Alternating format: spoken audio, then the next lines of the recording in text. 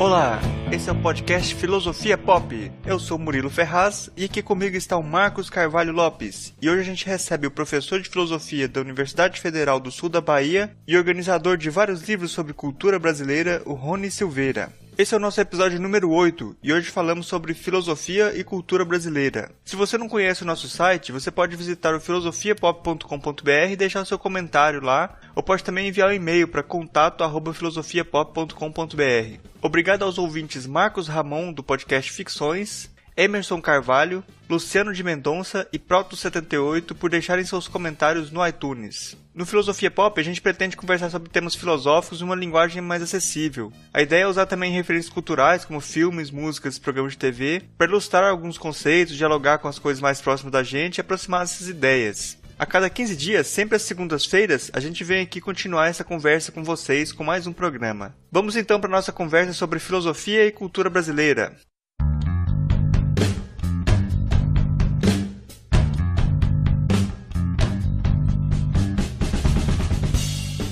Hoje a gente recebe o Rony Silveira. Ele é professor na Universidade Federal do Sul da Bahia, é doutor em psicologia, mestre em filosofia e é organizador de vários livros sobre filosofia e cultura brasileira e está também lançando o livro dele, a Apresentação do Brasil. Gostaria de pedir para você se apresentar aí para o pessoal, para quem não conhece você ainda, com o que você trabalha, o que você faz. Bom, eu me formei em filosofia na Universidade Federal de Goiás. Fui fazer mestrado na Universidade Federal do Rio Grande do Sul, em Hegel, que era meu interesse na época, fiz mestrado. Acabei ficando no Rio Grande do Sul como professor, no interior.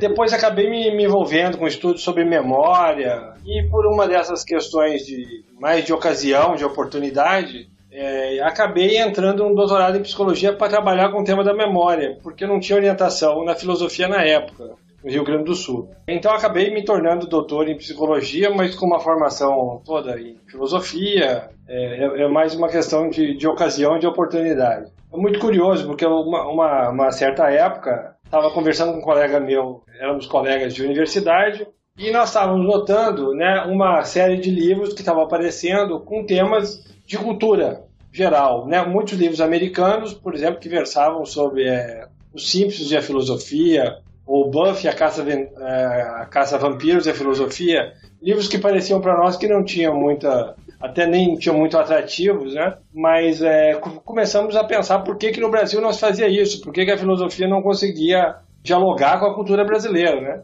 E acabamos organizando, eu e Sérgio Schaefer é o nome dele, esse colega, acabamos organizando um livro com essa temática, e o primeiro livro era Drummond e a Filosofia. Enveredamos por organizar coletâneas, até porque, obviamente, não era nossa pretensão escrever um livro inteiro sobre um cantor, como escrevemos depois sobre Caetano, organizamos um livro sobre Caetano, nada disso. A ideia era conduzir os colegas, né, a pensarem sobre o Brasil. Na verdade, o livro criava uma oportunidade de uma discussão voltada para a cultura brasileira. Então, esse é uma área que eu gosto muito tenho gostado muito de trabalhar e me enveredei por isso, mais por uma questão... Nunca planejei esse tipo de trabalho, né? Inclusive não por exemplo, a minha área de doutoramento, é sobre memória, não tem nada a ver diretamente com isso. Acabei me envolvendo com isso mais pela circunstância de ter essa discussão com o Sérgio, organizarmos um primeiro livro sobre Drummond, chama Drummond e a Filosofia, e depois enveredamos, organizamos mais alguns livros, alguns com o Sérgio, outros sem o Sérgio, por uma questão ou outra. Eu hoje moro na Bahia, na época morava no Rio Grande do Sul. Mais ou menos a minha linha de trabalho tem sido essa, de cultura brasileira e alguns outros temas contemporâneos, né, ligados ao conhecimento, ligados à ética. Mas acho que o que nos interessa mais hoje é a cultura brasileira e filosofia, né? Porque hoje a gente vai conversar sobre esse tema, né? Sobre a filosofia e cultura brasileira. E para começar, eu gostaria, assim, de você falasse sobre essa relação. Qual que é a relação que existe entre a filosofia e a cultura no Brasil? É muito curioso isso, né? Porque nós podemos pensar, a princípio, que a filosofia no Brasil, ela não se ocupa com a cultura brasileira, que ela é refratária à cultura brasileira. Mas isso seria dar muito poder para a filosofia, um poder que ela certamente não tem, que é o poder de se isolar de uma cultura. Se a gente atentar um pouco de cuidado, me parece que a filosofia feita no Brasil, ela espelha muitas das características da cultura brasileira. Então, por exemplo, o fato da filosofia no Brasil não se ocupar com o Brasil espelha uma característica importante da cultura brasileira, que é uma cultura feita com os olhos nos países que nos colonizaram. Uma cultura que valoriza um tipo de conhecimento que não está ligado diretamente ao mundo efetivo onde nós vivemos. E é muito curioso isso, né? Porque a definição clássica de filosofia que nós temos é que filosofia é nada mais do que ser capaz de uma forma de pensamento que é capaz de pensar a sua época. Obviamente, para pensar a sua época, pensar o seu lugar também, né? As coisas que nos cercam mais diretamente e que nos passam desapercebidos. Estranhamente, então, se a gente for levar essa definição de filosofia a sério, parece que a filosofia nem existe no Brasil. Mas, na verdade, o problema é que a cultura brasileira ela é feita dessa profunda característica de ignorar o país. Poderia dar vários exemplos disso, mas você tem no Brasil uma cultura, o que nós chamamos de cultura literária. Fernando Azevedo, que é um escritor brasileiro importante da área da educação, chamava de cultura literária. Essa peculiaridade de que no Brasil o conhecimento não é voltado para o mundo prático, não é voltado para o mundo que nos cerca, não no sentido prático de ser um conhecimento técnico aplicável, mas não é voltado para refletir sobre aquilo que nos cerca. Então, nesse sentido, por incrível que pareça, uma filosofia que não se ocupa do Brasil é uma filosofia profundamente brasileira. Porque ela expressa essa característica marcante da cultura brasileira, que é ser uma cultura alienada do seu próprio meio. Uma cultura que, em nenhum momento histórico, ela se debruça sobre o mundo em que ela existe e tenta resolver. Pelo contrário, é uma cultura de evasão permanente. O conhecimento no Brasil é extremamente elitizado e em geral, voltado para atividades que nos afastam dos problemas cotidianos, sejam eles quais forem. Posso dar um exemplo para vocês. Hoje, em 2015, o Brasil detém mais ou menos 2,5% da produção do conhecimento a nível mundial, se nós avaliarmos a totalidade das publicações. Então, nós produzimos algo perto de 2,5% da produção intelectual.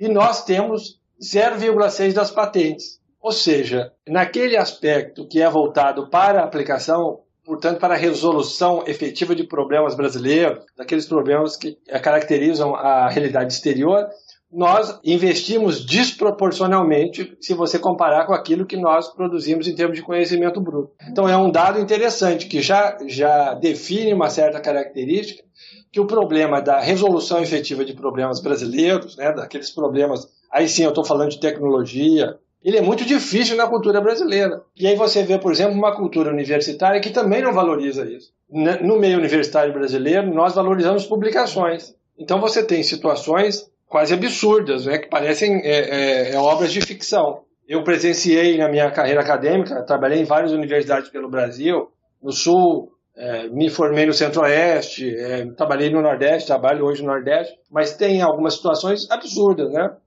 O sujeito desenvolve uma metodologia para resolver um problema da base produtiva, ele publica isso numa revista internacional, e quando chega o momento de aplicação prática, em que ele deveria, por exemplo, treinar as pessoas para replicarem essa metodologia nova para resolver um problema da base produtiva, ele vai publicar um outro texto, ele vai começar uma outra pesquisa e publicar um outro texto. Por quê?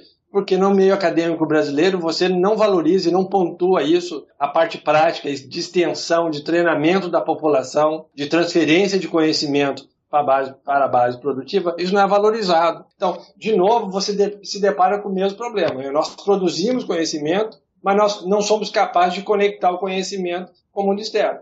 Então, por exemplo, quando a filosofia no Brasil ignora as características culturais do Brasil, ela está sendo, sim, profundamente brasileira, porque esta é uma marca do Brasil, da cultura brasileira. Nós fazemos filosofia brasileira quando estudamos Kant nos nossos doutorados, quando estudamos Hegel, quando estudamos Platão, estamos fazendo filosofia brasileira. Porque isso é que caracteriza a cultura brasileira. Falar de outras coisas que não nós. Então, mesmo, é curioso isso, porque mesmo quando a filosofia aparece, não se ocupar com o Brasil, aí sim é que ela é brasileira.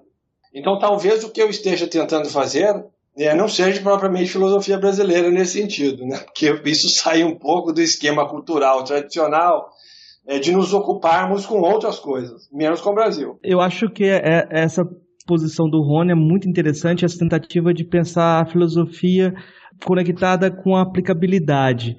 Aí vem para mim uma questão assim, de pensar o Brasil como aconteceu no século XIX, quando as nações estavam surgindo. Cada nação tinha o seu filósofo que pensava a sua nação, né? Isso tinha uma perspectiva muito teológica, o filósofo da nação. Então, para pensar o Brasil hoje, sem assumir esse lugar de preceptor da nação, acaba sendo um desafio. E o Rony tem uma perspectiva interessante sobre isso, quando ele fala da necessidade de não sermos heróicos, né? Eu queria que ele falasse um pouco sobre esse paradoxo de se colocar numa posição que ele até coloca, não é brasileira, então é quase alienado da alienação ao triplo, né? Para conseguir construir essa posição. Eu queria que ele comentasse isso e esse paradoxo de não se colocar como um preceptor da nação, né? Pois é, isso é uma coisa de extrema dificuldade, uma perspectiva de extrema dificuldade, porque, olha só, qual é o movimento natural? Suponha o seguinte, né? E eu passei por isso, depois quero, se for possível, falar um pouquinho sobre o livro A Apresentação do Brasil. Passei muito por essa dificuldade ao tentar escrever o livro. Por quê? Porque é uma tentativa de me desgarrar do olhar tradicional pelo qual nós olhamos o Brasil, e nós olhamos o Brasil basicamente pelo olhar europeu e americano, e portanto o Brasil é uma tentativa fracassada de país moderno. Nós somos uma civilização que não conseguiu realizar plenamente os valores democráticos, a república no sentido amplo do termo, e somos uma civilização a meio caminho, mais ou menos, numa hipótese razoável e positiva para nós. Então, quando você tenta se deslocar disso, a tendência natural é você, então, assumir que os valores brasileiros passam, né, aqueles que são vigentes dentro do país, passam a ser critérios da avaliação do próprio país, porque você acaba de abrir mão dos critérios internacionais padrões, né, da modernidade da civilização ocidental. Então você tem uma extrema dificuldade de não resvalar para um nacionalismo muito estreito, que me parece, por exemplo, que alguns países, do ponto de vista político, tomaram aqui na América do Sul. A ideia de que você enfrenta, você é diferente do mundo ocidental, tradicional, da modernidade, dos valores da Revolução Industrial, do capitalismo internacional, e que você fica no mundo aparentemente sem critérios, ou seja, os seus critérios são aqueles vigentes no seu próprio meio. Então, por exemplo, tudo que acontece no Brasil é maravilhoso, né? Porque acontece no Brasil e os nossos critérios são brasileiros, né? Então, é uma extrema dificuldade você conseguir abrir mão dos critérios tradicionais, modernos, ocidentais, né? E fazer alguma leitura do Brasil que não recaia num tipo de nacionalismo mais estreito, né? Do que aqueles critérios dos quais você abriu mão. Porque, na verdade, são duas formas de tautologia, né? Você assume como ponto de partida os valores da civilização ocidental, da modernidade ocidental, e você mede o Brasil por eles. Então, na verdade, você está cometendo uma tautologia, né? Você, efetivamente, aquilo que você está avaliando é o quanto nós não cumprimos plenamente esses critérios que nós adotamos sem nenhum tipo de avaliação preliminar. Esse é o nosso ponto de partida. Bom, nos livramos dessa tautologia para adotar uma tautologia brasileira do tipo, tudo que nós fazemos é lindo e maravilhoso e perfeito porque são brasileiros. Quer dizer, não faz sentido abrir mão de uma tautologia para cair numa outra, né, que deixa de ser internacional, que parece mais estreita, para se tornar uma tautologia nacionalista, né?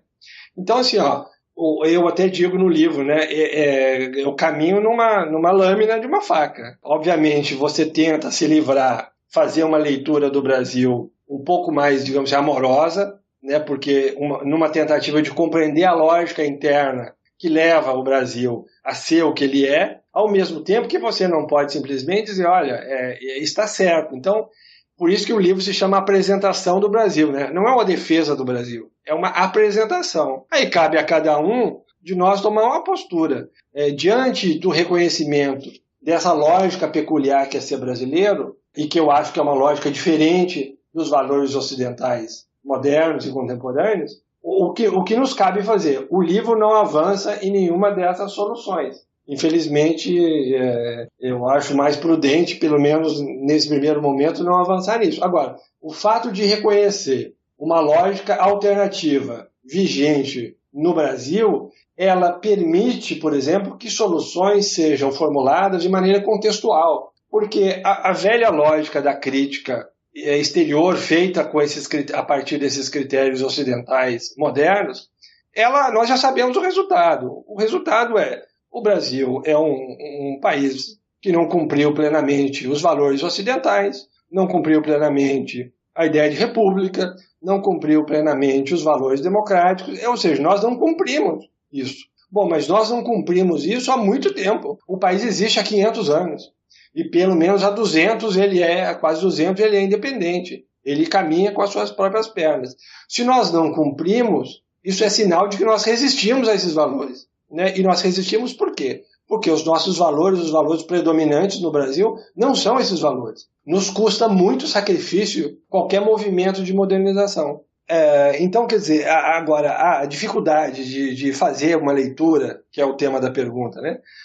A dificuldade de fazer uma leitura do Brasil fora dos parâmetros modernos tradicionais, portanto, também fora dos padrões intelectuais nos quais eu me formei, né, como filósofo brasileiro.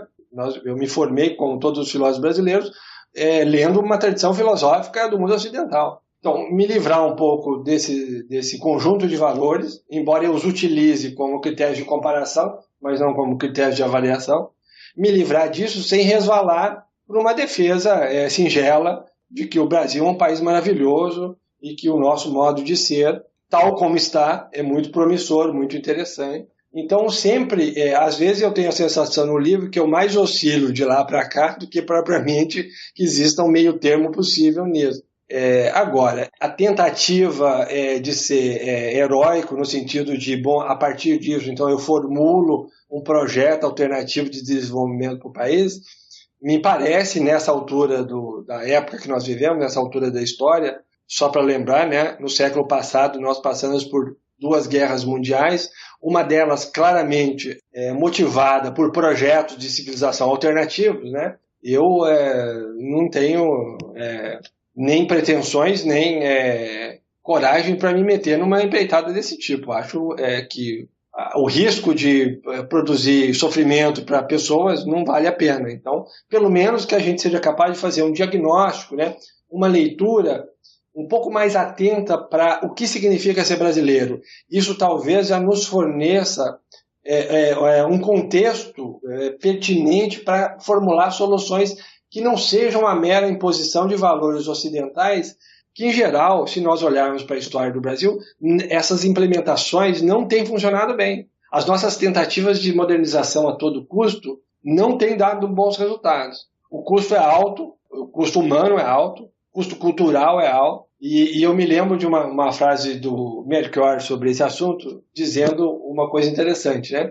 Ele diz assim: seria lamentável que nesse momento em que esse conjunto de valores modernos, ocidentais, dá sinais de fragilidade e de decadência, que justamente agora nós vamos abrir mão da riqueza cultural brasileira, da peculiaridade cultural brasileira, e encampar esses valores, justamente agora que eles estão visivelmente apresentando problemas graves como projeto civilizatório para o ser humano, como uma promessa de um mundo justo, feliz e ético para as pessoas.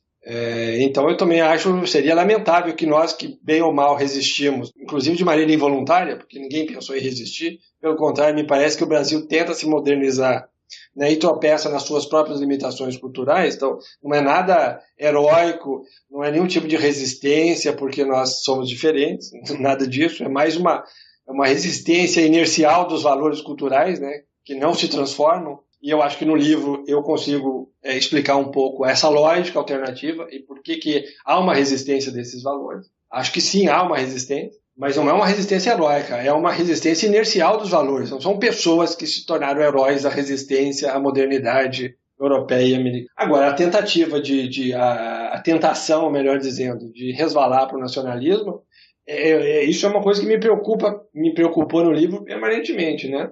Eu não sei se eu consigo, como eu disse, me parece mais que eu oscilo entre uma leitura favorável e alguma coisa um pouco crítica com relação ao Brasil, mas também não encampando, não fazendo essa primeira modalidade de tautologia a que eu me referi. Quer dizer, fazer uma crítica ao Brasil porque ele não cumpre valores ocidentais modernos. Isso não nos leva a nada. Nós já sabemos disso. Isso é corriqueiro. Eu acho que a filosofia nem deveria se ocupar com isso. Isso é trivial, quer dizer, que nós não somos um país plenamente moderno, nós já sabemos. A questão que me interessa é por quê? Né? Por que nós não somos? Por incompetência? Esse é o discurso tradicional de novo. Nós já sabemos que, do ponto de vista europeu, americano, ocidental, nós somos incompetentes. Né? Mas por que nós somos incompetentes? Nós somos incompetentes com relação a que tipo de realização? A uma realização ocidental, moderna. Me interessa mais saber por quê. E ao descobrir por quê, me parece que a gente ganha alguma coisa. A gente ganha uma leitura mais próxima do Brasil que existe. E, portanto, talvez isso nos permita criar alternativas de resolver os nossos problemas com recursos mais apropriados para essas limitações. Eu não sou um atleta, então não adianta eu propor, por exemplo, que eu vá ultrapassar um obstáculo saltando 8 metros de altura. Né? Isso é inviável, eu não sou um atleta. Talvez eu possa cavar um poço e passar por baixo, né? Alguma coisa assim, ou dar a volta. Enfim, eu acho que o conhecimento efetivo das potencialidades de quem está envolvido na resolução de um problema são essenciais para você pensar em alternativas.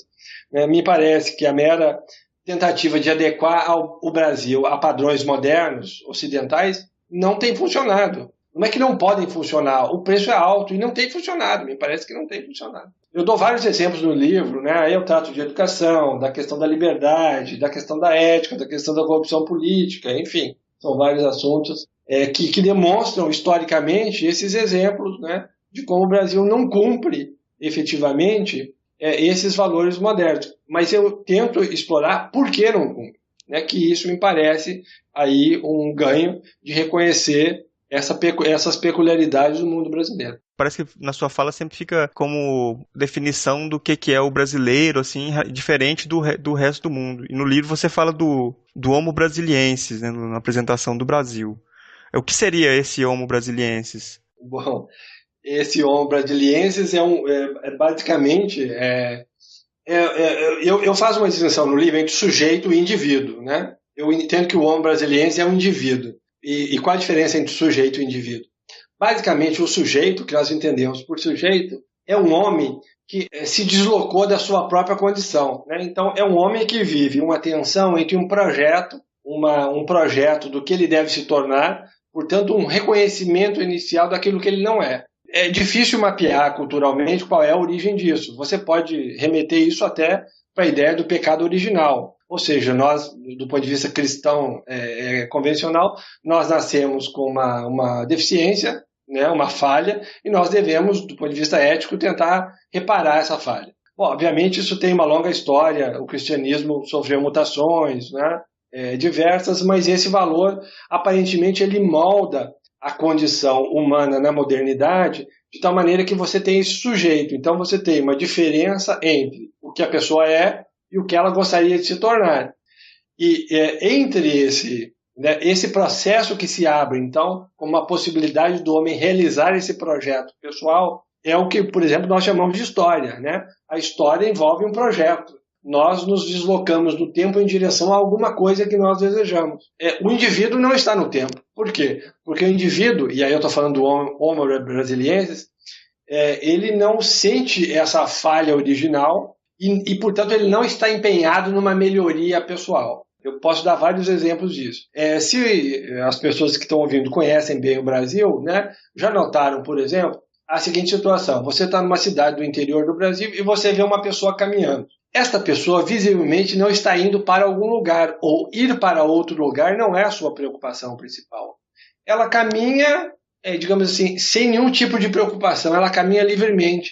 Ela mais comemora o fato de estar viva do que propriamente se desloca em direção a algum lugar. Eu diria que essa pessoa mais comemora a sua perfeição ontológica do que se sente constrangida a se empenhar num processo de melhoria pessoal. E isto me parece ser uma característica importantíssima do homem brasileiro. Nós não estamos, obviamente aí eu estou simplificando muito as coisas, obviamente eu estou tentando caracterizar aquilo que seria um padrão universal do brasileiro, que obviamente não existe. Mas uma coisa que me permite, um tipo ideal, usando uma expressão conhecida, é um tipo ideal que me permite compreender algumas características do Brasil. Claro que nós estamos vivendo num ambiente marcado por valores modernos, pela noção de sujeito, portanto, as pessoas, algumas delas, mais do que outras, estão imbuídas sim, de um processo de autoaperfeiçoamento pessoal no Brasil.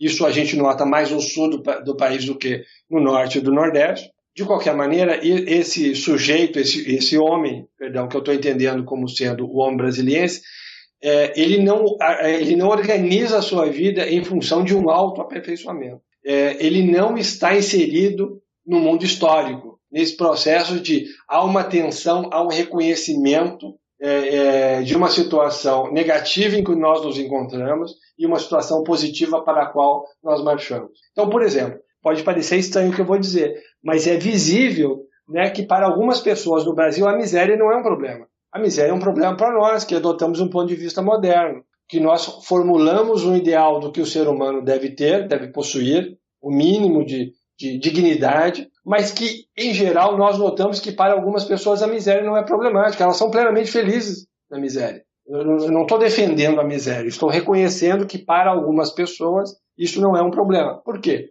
Porque ela não executou essa fratura entre o que ela é e o que ela deveria ser. Ela vive imersa na sua situação ontológica e ela não vê problema algum na maneira como ela vive. Portanto, eu digo que, de certa maneira, o homem brasileiro ele tem uma noção, ele vive imerso numa situação de perfeição ontológica, porque os problemas não o atingem. Então, eu vou dar um outro exemplo do meio universitário. Não só um problema que eu percebo, mas que alguns pensadores, me lembro de uma passagem do Lévi-Strauss em que ele nota isso nos estudantes paulistas da década de 1940, quando estava no Brasil, em São Paulo, lecionando. Ele dizia que os estudantes brasileiros eram interessados no conhecimento, mas interessados como uma novidade. Eles queriam estar a par das últimas novidades na área do conhecimento, mas não havia ali uma transformação pessoal verdadeira. Não era essa a preocupação, não era para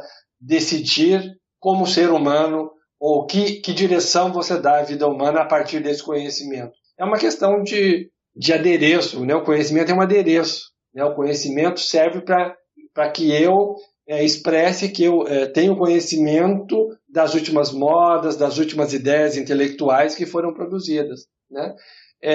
Veja, proporcionalmente, esta é, de certa maneira, a mesma relação que os indígenas brasileiros tiveram com a chegada dos jesuítas aqui em 1549. Você tem, por exemplo, o sermão sobre a conversão dos gentios, eu acho que esse é o nome do padre Manuel da Nóbrega, em que ele diz o seguinte, né? Se eu dou um anzol para o índio, ele se converte ao cristianismo, né? Ele se ajoelha e ele reza. Mas se eu der um outro anel, ele se desconverte, né? E volta a ser indígena. Eu acho que é o Jean de Lery, um francês que estava na expedição da colonização do Rio de Janeiro. Ele faz um discurso, ele converte os índios a abandonarem a antropofagia, a serem fiéis ao cristianismo, eles concordam com ele, eles se ajoelham, eles rezam, eles cantam louvores, e ele diz, e antes do final daquela noite, eles estavam bebendo cauim e jurando vingança, a vingança antropofágica, obviamente, aos inimigos da sua tribo. Então você tem uma relação em que, embora se aceite os valores diferentes, esses valores eles não submergem numa dimensão profunda da individualidade. Mesmo quando nós estamos expostos aos valores diferentes dos nossos, como os valores modernos do mundo ocidental, esses valores arranham apenas a superfície do indivíduo, mas não há profundidade no sujeito para que esses valores façam diferença. Eles não são assumidos naquela dimensão subjetiva que os modernos, em geral, assumem esses valores. Um homem moderno ele pode se converter ao cristianismo, e essa conversão é autêntica. Ele passa a experimentar profundamente esses valores porque ele passa a servir esses valores. A relação do brasileiro, seja do indígena, seja do estudante paulista, seja do índio do Mato Grosso, posteriormente, quer dizer, você pode dar vários exemplos disso, a relação é que você experimenta esse conjunto de valores diferentes segundo o seu próprio modo de vida. Então, eles não arranham sequer a superfície da individualidade. Então, o homem brasileiro, o homem brasiliense, ele está protegido. Eu digo que ele tem um sistema de blindagem ontológica, né? Ele está protegido por uma carapaça robusta que impede que esses valores lhe retirem dessa condição de perfeição, né? Dessa situação paradisíaca. E é muito curioso isso, porque em toda a cultura brasileira você tem esse discurso do paraíso presente, mas o paraíso não está muito bem definido. Aí você diz, pô, que paraíso é esse num país com brutais diferenças de distribuição de renda, com miséria? Bom, o paraíso está dentro das pessoas. O paraíso acontece quando as pessoas não percebem ou não sentem que há nelas uma falha profunda. Não há onde ancorar um projeto de melhoria pessoal, porque não há carência. Onde não há carência, não há miséria. Onde não há miséria, nem carência, isso é o paraíso. Né? Então, o paraíso está aí. O paraíso não é fatual. Não é um conjunto de fatos que se impõe. O paraíso está na leitura e na atitude do brasileiro de acreditar que sobre todas as coisas, por piores que elas lhe pareçam, ainda assim ele é um ser perfeito e feliz. Tem uma música do Noel Rosa, né, em que ele diz assim, né, um verso brilhante sobre isso. Ele diz, fui bobo porque quis.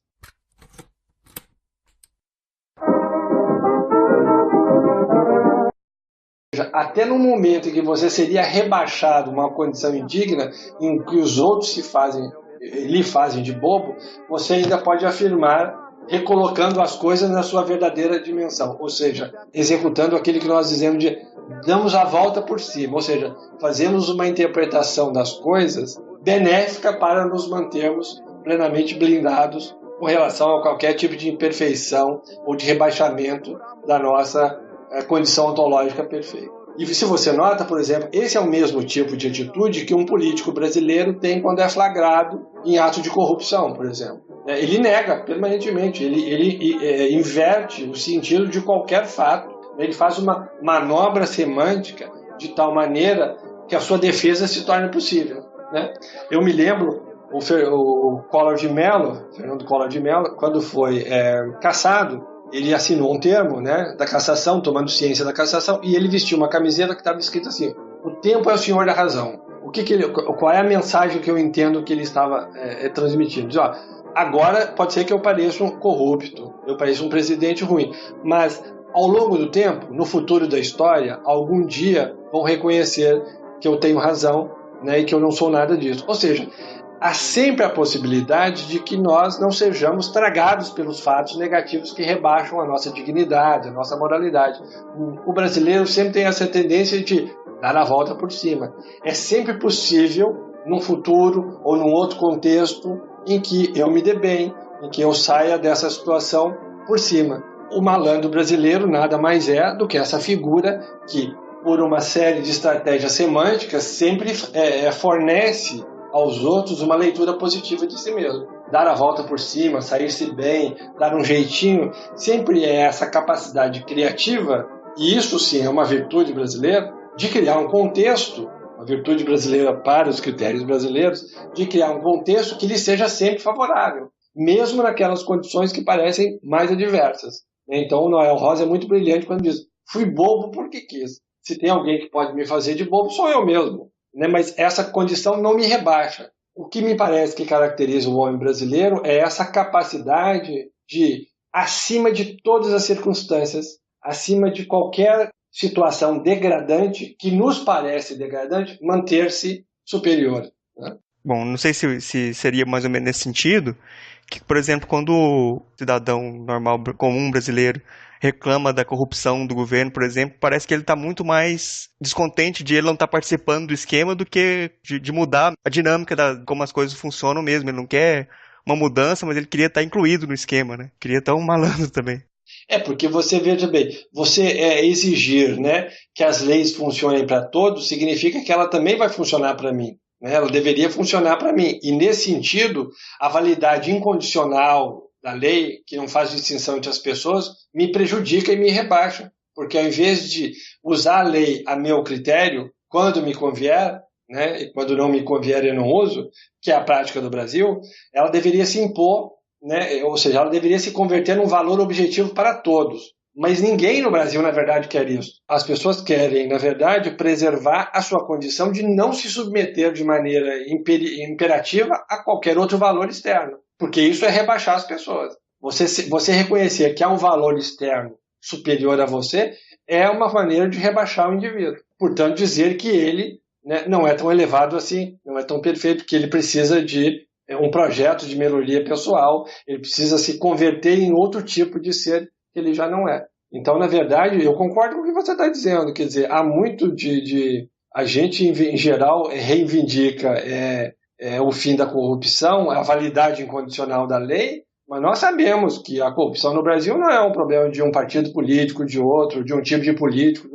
É uma corrupção endêmica da sociedade brasileira. Ela acontece desde você não respeitar um sinal de trânsito, uma faixa de pedestre, né? Você tirar proveito das coisas pequenas, você não devolve um troco errado. Enfim, os exemplos são vários. Até, né, uma licitação de milhões e milhões, como agora se revela mais uma vez nas investigações da Lava Jato. Enfim, na verdade você tem uma situação de desrespeito à lei. Mas o que me interessa mais, quer dizer, de falar em desrespeito à lei, de novo nós voltamos para aquilo. Então nós somos um país que não consegue ser moderno.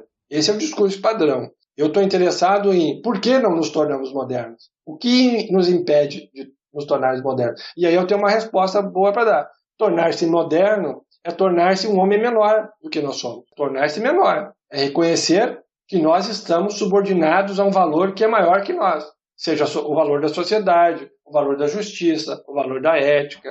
Isso não se articula com um conjunto de valores que é predominante no Brasil. Mas eu acho que é interessante fazer uma ligação entre a análise do Rony e essa análise que está na apresentação do Brasil e um trabalho que ele fez um pouco antes, tentando dar alguma tradução dos eventos de 2013, das manifestações, né? Como que esse indivíduo se manifesta politicamente, né? Se tem essa ligação entre um tipo e essa efervescência que foi as manifestações de 2013, queria que ele comentasse sobre isso.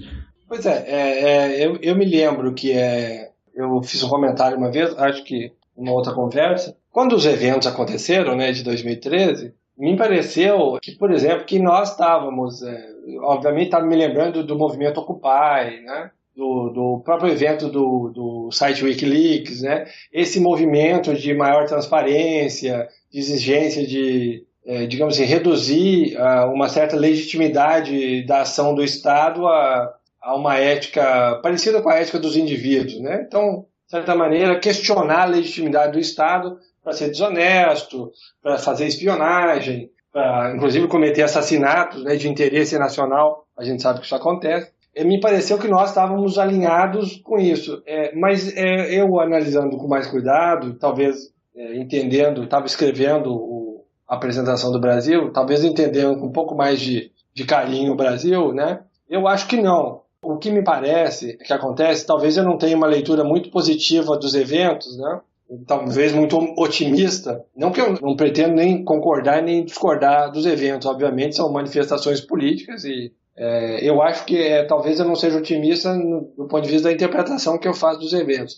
Eu acho que eles manifestam, em último caso, a nossa falta de vocação para a democracia. Talvez eu esteja lendo os eventos de 2013 já de olho nos eventos de 2014 e 2015. Me parece que nesses últimos 3 anos que nós estamos manifestando é nosso cansaço do jogo democrático, né? Porque o jogo democrático é muito demorado para resolver os problemas. E o brasileiro não entende, não está preparado, talvez, para fazer uma interpretação de que o que está em jogo no mundo é uma solução muito gradual dos problemas. Nós temos essa vocação messiânica. Por que uma vocação messiânica? Porque nós fazemos transfigurações semânticas das coisas nas nossas vidas cotidianas. Nós não nos deixamos vencer por problemas. Nós simplesmente mudamos o sentido dos problemas. Nós transformamos algo que poderia ser um problema numa vantagem. De novo, aquela frase do Noel, né? Fui bobo porque quis. Quer dizer, nada, na verdade, se transforma em motivo para que eu me empenhe no longo processo de melhoria pessoal.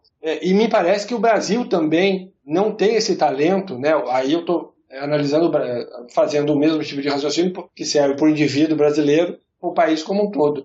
Não me parece que o Brasil tenha disposição para enveredar por um longo processo de amadurecimento que leve à resolução dos seus problemas. Então, se você notar, a história do país é sempre caracterizada por esses lances, né? Lances de soluções mágicas, né? De soluções súbitas dos problemas, muito rápidos e que não envolvem mudanças estruturais. Então, me lembro, por exemplo, no governo Fernando Henrique Cardoso, uma coisa que me chocou profundamente e eu me espantei muito na época porque eu não via na universidade nenhum tipo de reação a uma coisa absurda. Nós estávamos vivendo um período de democracia política, democracia do ponto de vista da eleição dos nossos representantes e tal. O Fernando Henrique Cardoso baixou uma medida, eu inclusive cito no livro o número da medida, a data, não me lembro de memória agora, mas essa medida era o seguinte, era uma medida para resolver o problema de doação de órgãos no Brasil. Os índices de doação de órgãos estavam muito baixos, e o Fernando Henrique então baixou uma medida dizendo o seguinte: caso o cidadão não tivesse manifestado o seu desinteresse em doar os órgãos, ele se transformava num doador compulsório. O que significa isso? Significa mais ou menos o seguinte, né? O Estado brasileiro se tornava dono por decreto dos corpos de todos os cidadãos, exceto daqueles que manifestassem interesse em ter o seu próprio corpo e cuidar dele e tomar as decisões. Quer dizer, é um negócio tão despropositado vindo de uma pessoa que tem uma trajetória intelectual, de luta democrática, que você diz, mas isso é digno da União Soviética nos piores anos da ditadura do proletariado, uma coisa absurda assim, uma espécie de comunismo dos corpos, né? O Estado é proprietário de todos os corpos, a menos que o indivíduo diga, não, do meu corpo eu quero cuidar e eu não serei doador. Então o cara tem que dizer, por escrito, que o corpo é seu.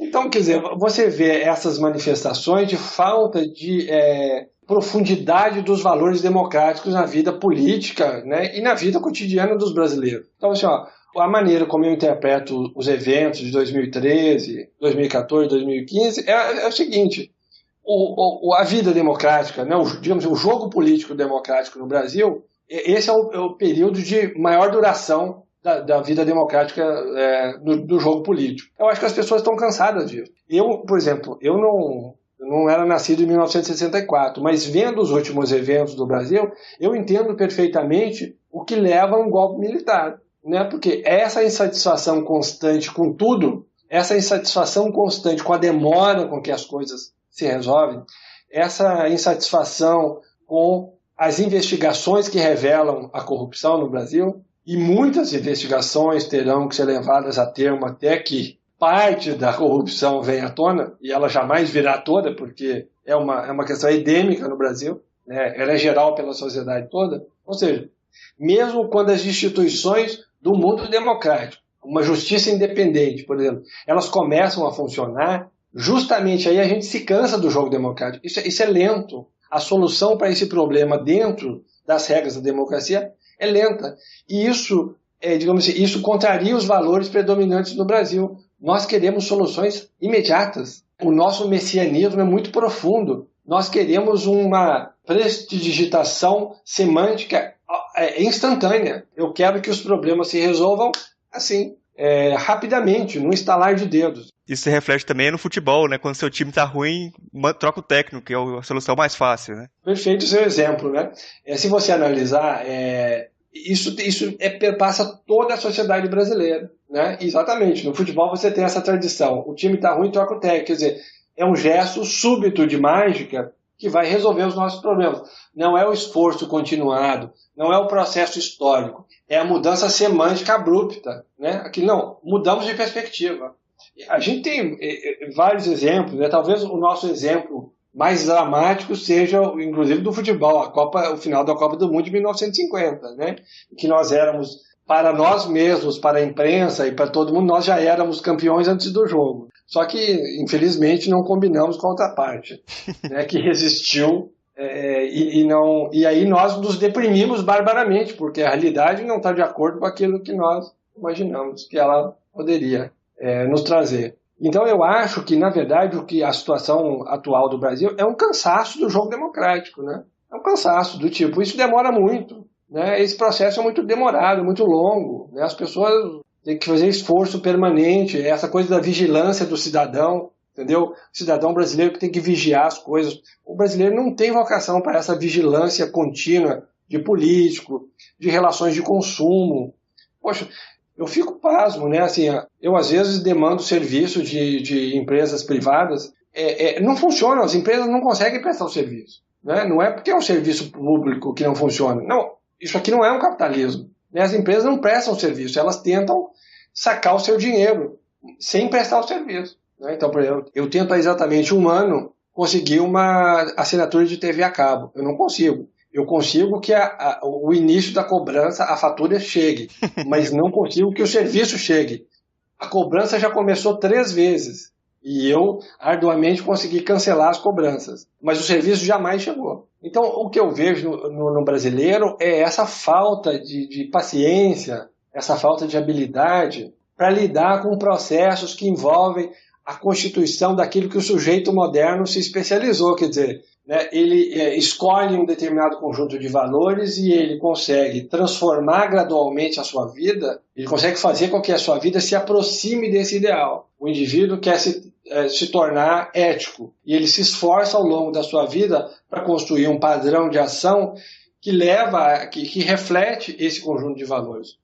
O brasileiro é profundamente inconsistente. Não é que nós não tenhamos habilidade, eu acho assim, para adotar valores modernos. Nós temos. Nós adotamos e desadotamos. Nós somos um pouco ainda os indígenas do padre Manuel da Nóbrega. Nós nos convertemos e no dia seguinte nos desconvertemos. Então não é falta de habilidade, é falta de capacidade de dar consistência ao longo do tempo. Você pega qualquer instituição brasileira, por exemplo, a polícia. A polícia foi criada para fortalecer a segurança dos cidadãos. Na maior parte do país, a polícia é uma ameaça à segurança dos cidadãos. Às vezes ela nos ajuda, às vezes ela nos atrapalha, às vezes ela assassina cidadãos inocentes na rua. Quer dizer, essa inconsistência, essa falta de capacidade de dar ao mundo prático o mesmo conjunto de valores que foi intencionado no início, uma polícia que seja funcional e que seja de acordo com os valores que fundaram a instituição polícia. Isso é difícil no Brasil.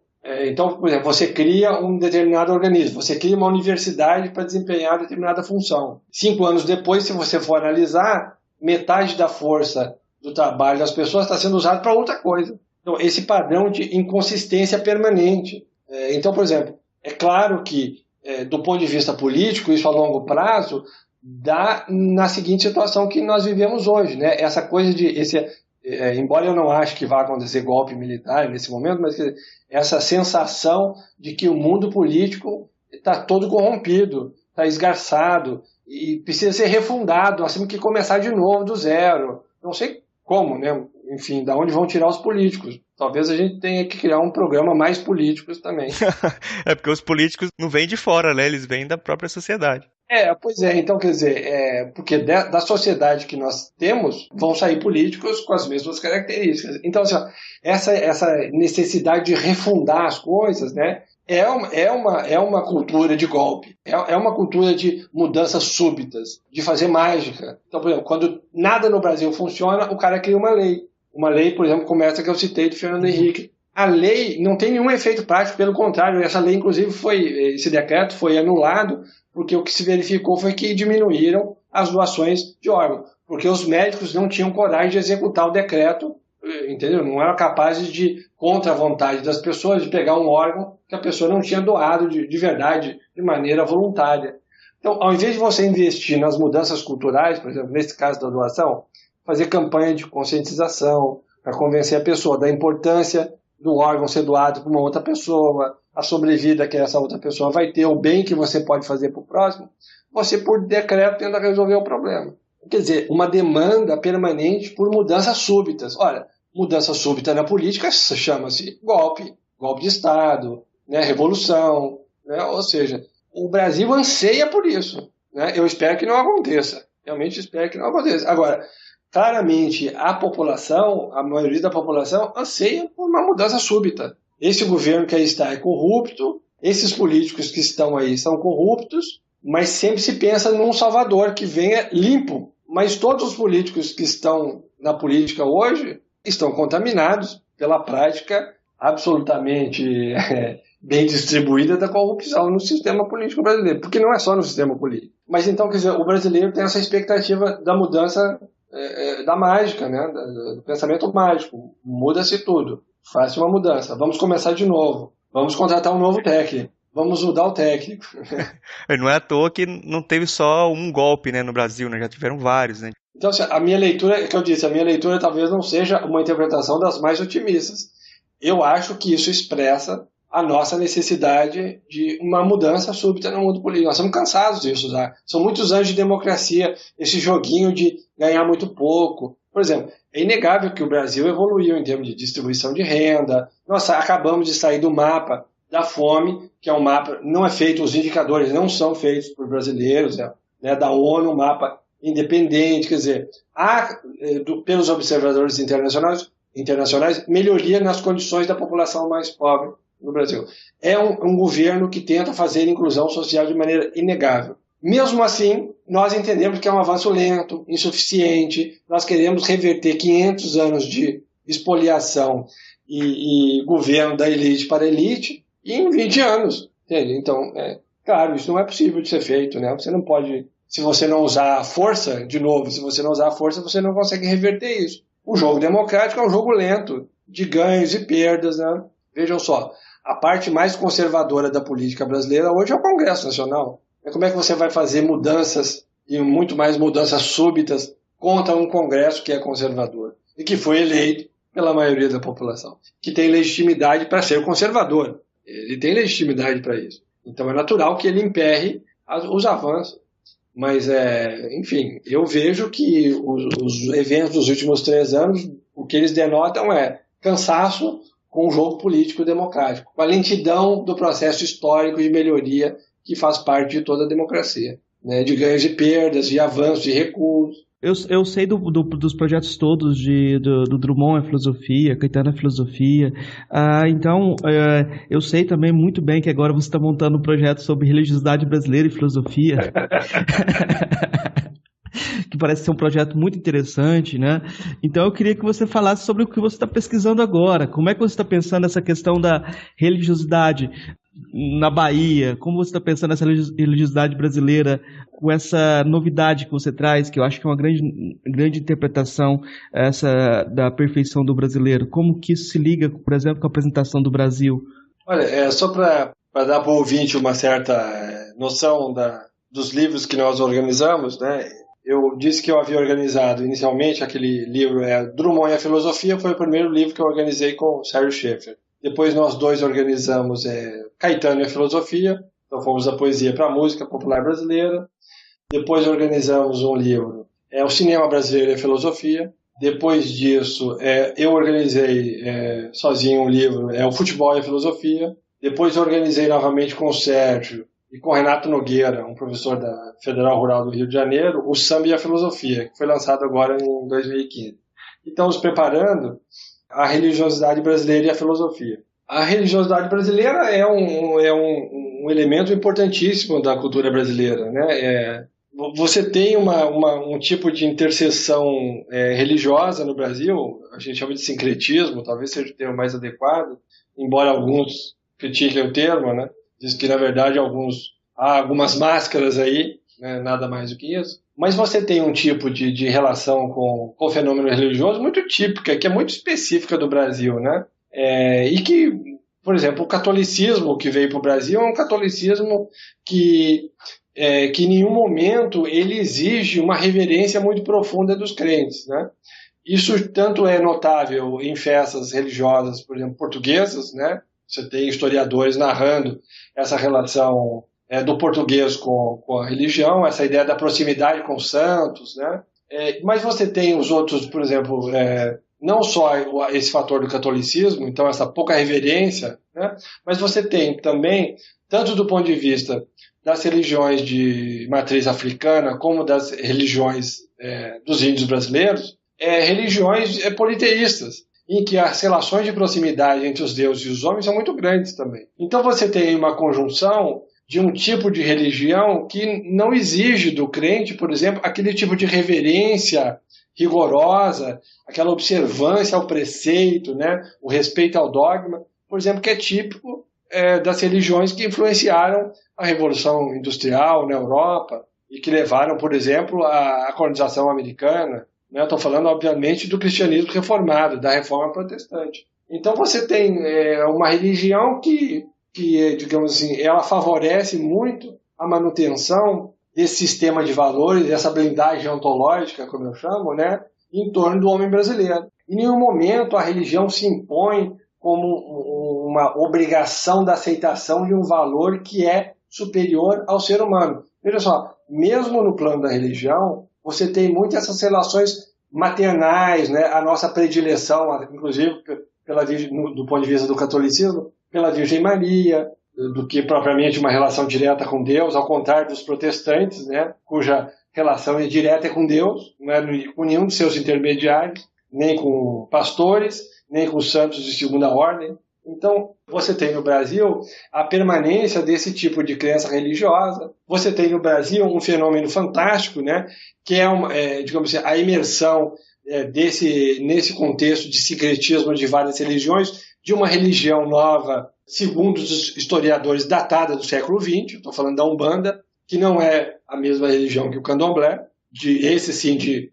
matriz africana, né, mas a Umbanda é uma religião diferente, que mistura um pouco de catolicismo, um pouco de espiritismo, da linha kardecista, enfim, uma religião nova que se expande muito pelo Brasil, tem um grande número de crentes, é crescente o número de casas ligadas a essa linha, e é muito curioso isso, né, porque eu estava lendo um livro que tentava explicar a Umbanda e fiz umas contas por alto, né, a Umbanda faz uma distinção entre várias linhas, cada linha dessas teria várias falanges, cada linha tem um líder, né, que um dos 7 orixás do Candomblé, então, portanto, aí ela pega esses orixás do Candomblé, que tem o seu lado católico, essa proximidade com os santos católicos, né?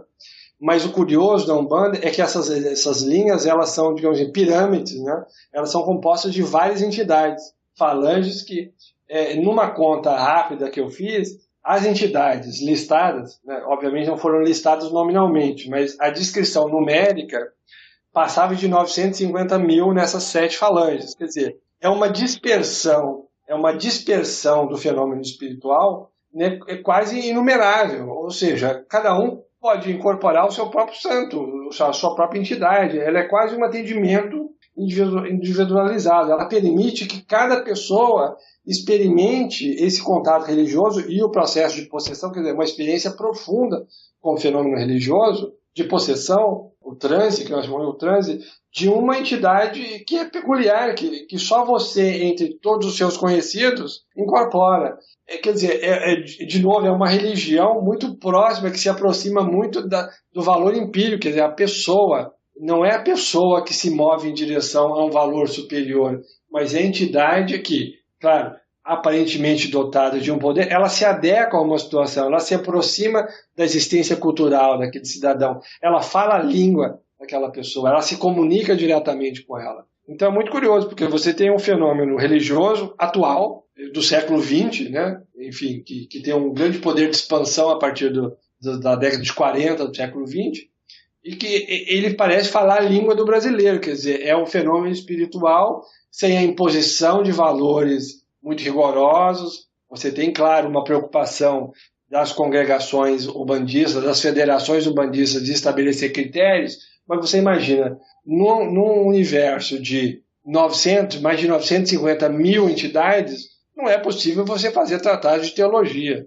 você delimitar dogmas bem específicos que impliquem um tipo de observação muito preciso. Cada um pode, em último caso, alegar que segue a entidade com a qual ela tem contato direto. Então você vê que, assim, sem entrar em muitos detalhes, né, essa prática desse tipo de religião, que é uma religião brasileira, isso é muito interessante, é uma religião forjada no Brasil, que tem influências do catolicismo, do kardecismo e do candomblé, e das religiões, eu esqueci de falar, das religiões de matriz indígena, né? Porque você tem as entidades que são caboclos, são índios, que incorporam. Esse tipo de religião, ela fala de maneira muito próxima a esse conjunto de valores dos brasileiros. Então, também aí nessa área, eu noto o mesmo conjunto de valores. Aí você pode pensar, bom, se isso acontece na religião, que a princípio é aquele conjunto de elementos que é capaz de demover uma pessoa a mudar de vida, e, por exemplo,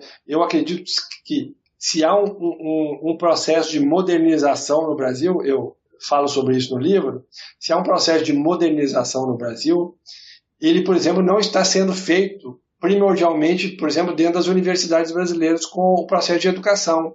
Ele está sendo feito pelas igrejas protestantes. Essas conseguem mobilizar as pessoas. Então, por exemplo, você vê, isso é muito comum no interior, igrejas protestantes capazes de alterar profundamente a vida das pessoas. Por exemplo, tira as pessoas do alcoolismo, do uso de drogas, coisa que as religiões tradicionais do Brasil, elas em geral não têm essa força, essa compulsão pelo ordenamento da vida, pelo respeito a padrões de comportamento muito sólidos. Isso é muito mais comum nas religiões reformadas. Então, se há uma modernização em curso no Brasil, me parece que ela é uma modernização que vem fundamentalmente pelo lado das igrejas protestantes. Então, tanto do ponto de vista da resistência e da manutenção dos valores brasileiros, digamos assim, estou falando da Umbanda, quanto do ponto de vista da modernização, né, portanto, do desmantelamento desse sistema de valores, você tem a presença da religião. Né? Então, é muito interessante você observar esses dois tipos de iniciativas simultâneas no Brasil. Né?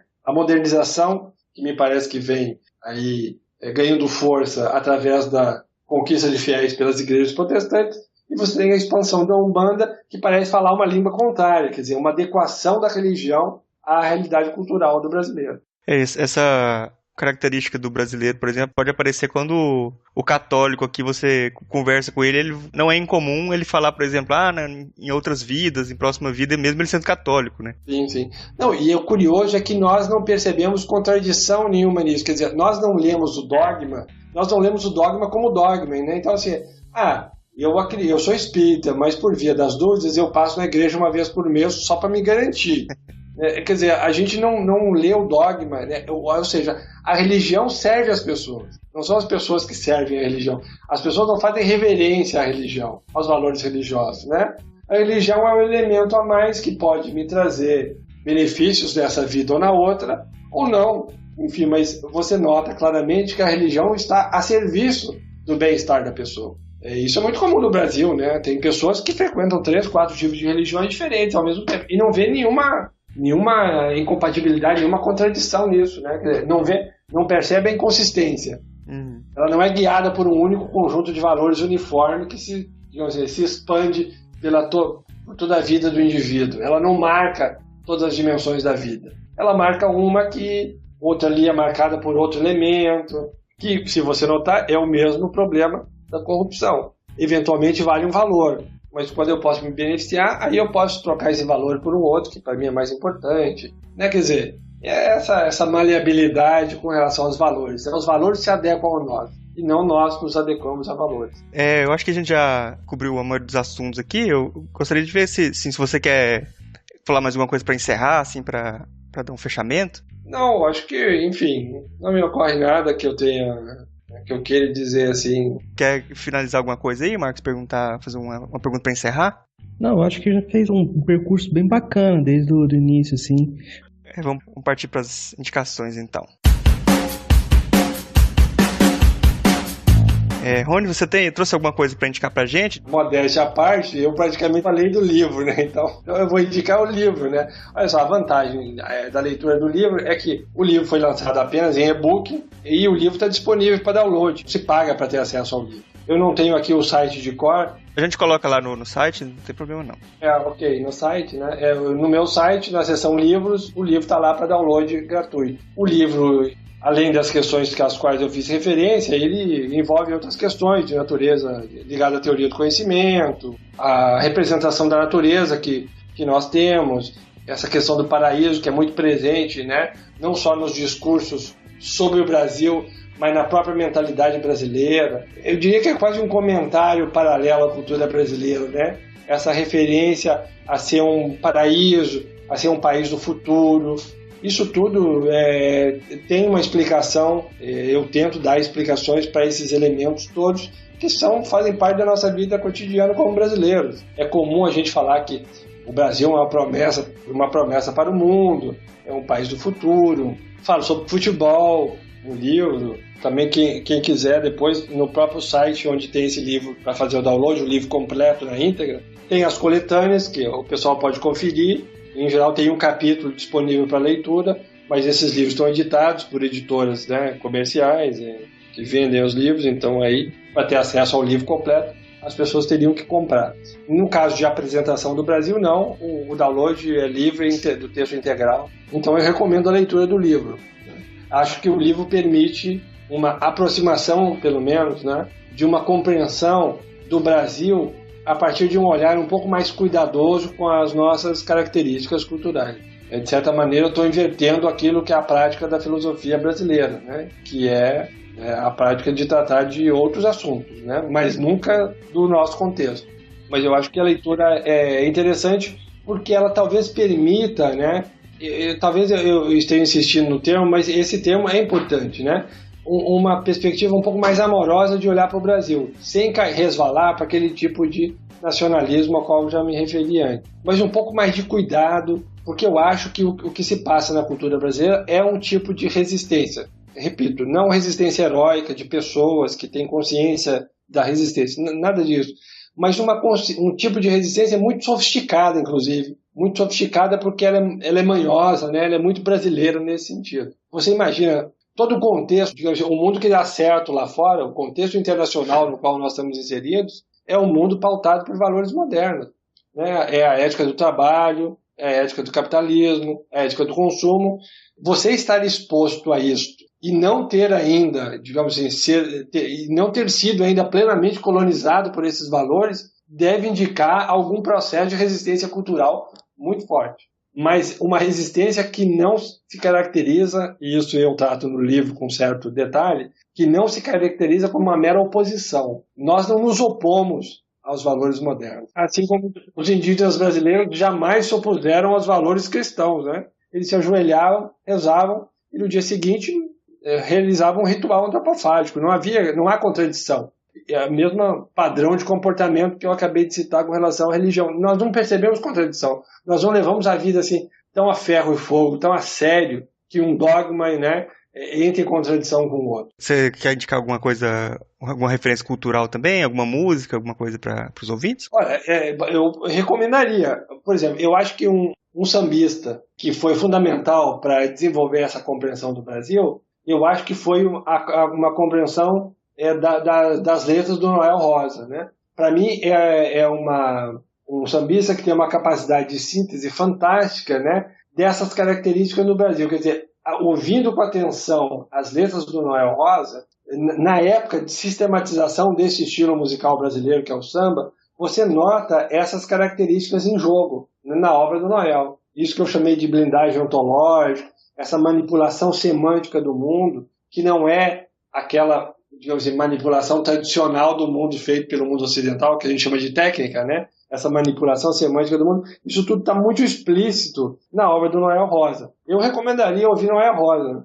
Alguma música em especial ou você acha que ouvir a obra em toda? Não, eu acho que tem várias músicas dele significativas nesse sentido, né? Ouvir com atenção Noel Rosa, que vocês vão notar que o Brasil está, de certa maneira, que eu tenha conhecimento, me parece a obra que retém o maior número de elementos típicos do mundo brasileiro, nesse sentido que eu interpreto que é o mundo brasileiro, né? Ali você tem condensado uma série de elementos que permitem uma leitura filosófica que se aproxima daquilo que eu tentei fazer em apresentação do Brasil. Certo. Marcos, você tem alguma indicação pra gente, Marcos? Eu vou indicar todos esses livros que o Rony editou que tratam de filosofia e cultura brasileira. Eu acho que a gente tem que se aproximar desses temas e eles são portas de entrada. Eu acho que para quem mesmo que está na academia e está tentando aprender algo sobre esses temas ou ter alguma informação, acho que são boas indicações. Sempre o Rony tem o cuidado nas introduções, o Sérgio, de falar sobre como são coletâneas, sempre tem desigualdade entre os ensaios. As pessoas vão se identificar mais, outros menos, algum tem a linguagem mais próxima da academia, outros menos, mas são tentativas muito válidas de tentar fazer a filosofia funcionar no Brasil para pensar a cultura brasileira. Mais alguma coisa? Eu acho que só esses livros, a gente coloca todos os livros. Muita indicação já, acho que tá bacana. Já tem muita indicação aí. Nós estamos chegando no fim do programa, gostaria de agradecer muito o Rony por disponibilizar esse tempo pra gente. Foi muito agradável o papo, foi muito construtivo também. Acho que eu aprendi bastante, aprendi muita coisa na conversa. E eu acho que o espaço aqui está sempre aberto, que quando você quiser voltar e quiser falar de outros assuntos, ou até retomar o assunto, está sempre aberto aqui. Gostaria de abrir espaço também para você divulgar assim, meio de contato, fazer uma divulgação mesmo de alguma coisa sua, se você desejar. Sim, não, eu quero agradecer a oportunidade de poder falar. Estou lançando o livro. Você vê, não temos, não é um livro editado, né, com propósito de venda.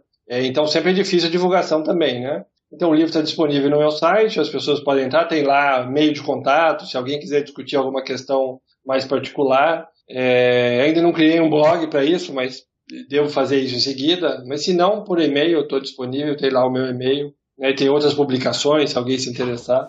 Eu fico disponível para responder. Eu sou professor pelo menos 8 horas por dia, então eu tenho tempo para responder questões de alunos ou interlocutores distantes, sejam quais forem. Fico à disposição das pessoas. E agradeço a oportunidade por ter divulgado o livro, falado sobre esse trabalho que eu acho importante. Não que eu acho que isso vá substituir o trabalho que nós temos feito na academia tradicional sobre história da filosofia. Não é isso. Mas acho que leva o trabalho adiante. Quer dizer, nós estudamos, adquirimos ferramentas conceituais na história da filosofia para pensar o mundo em que nós vivemos. E o Brasil faz parte desse mundo, então acho que parte do nosso esforço também deve ser voltado para ele. Sim, é um prazer ter até essa conversa aqui, que acrescenta muito pra gente, eu aprendi bastante hoje. Agradecer novamente a sua presença, que a conversa foi muito agradável.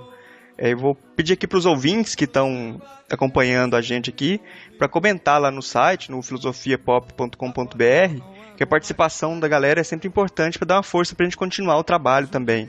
E se quiser mandar e-mail para a gente no contato@filosofiapop.com.br para fazer qualquer questionamento e falar o que você quiser sobre o programa. No site a gente vai colocar as referências também que foram citadas, os links para o livro, para páginas e todos os contatos que forem possíveis aqui, o contato do Facebook também nosso, da página. Se a galera quiser ajudar a gente também para compartilhar esse episódio com os amigos, avaliar a gente no iTunes, que ajuda a gente a subir na classificação lá, ajuda muito para ter novos ouvintes. Obrigado a todos aí que participaram, que estão ouvindo, e daqui 2 semanas a gente está de volta.